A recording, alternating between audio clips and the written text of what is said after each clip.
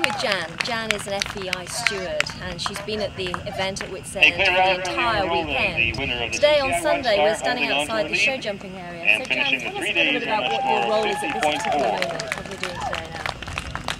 For the three-star horses that are qualifying for the World Cup, we're doing what we call a boot and bandage check, and that includes weighing each boot that they're wearing, recording that weight, and making sure that they're within a legal tolerance limit.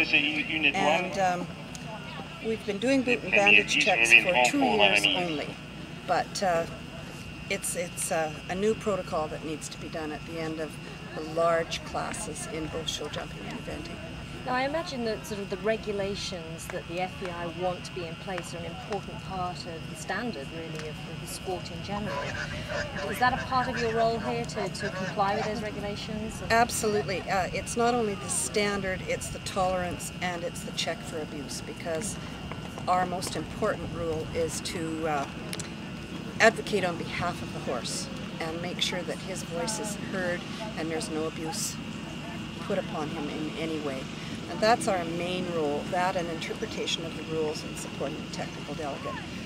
Taking care of the horse, preventing abuse, intervening before things go wrong, and helping the competitors that perhaps are out first time. That's the mandate: prevent and help and intervene. Now where else do you travel to then? What other sort of events do you go to? Well, I'm very fortunate because I live in the middle of Canada, so I have had the opportunity to officiate at Spruce Meadows, and then I go the other way to the Toronto Royal, and then I get to go a little bit south and do Rolex and Fair Hill, and this year I was very fortunate to be at Rebecca Farm. So I've had a little bit of traveling this year, and it's glorious to see the continuation of the horses and how well the young people are coming along, and you know, it's just a really lovely place to be at with an avocation. And is there a sort of clear path you can follow for a career to become an FEI steward? I don't think you would ever get rich, but the path you would follow would to be very involved in the sport. National eventing in both US and in Canada do not employ stewards because the technical delegate does that job.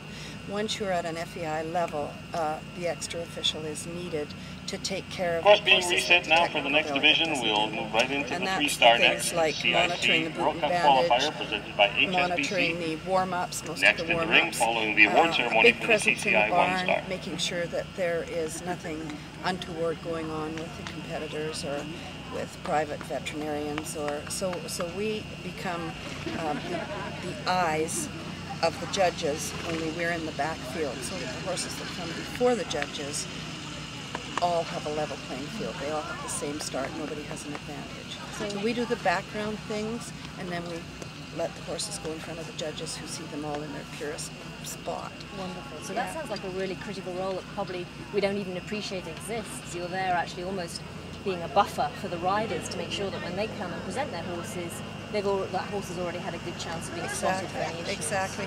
And we like to think we're very important. But that's why you have a golf cart. I'm sure, yes, and it's all predicated on how fast your golf cart goes. If you're the fastest, you're the most important, which you know. But I think it is a very important role because we do get to really take care of the horse. And when competitors are in their competition mode, this is not a criticism of them in any way, but they're here because they compete and they want to win. And sometimes just a word of a "don't you think," or "it's time," or "come here, I just want to pat your horse and say you're done schooling," you know, makes a terrific difference. And the riders, for the most part, are very thankful for that. Yeah. Thank you very much, Jen. You're welcome.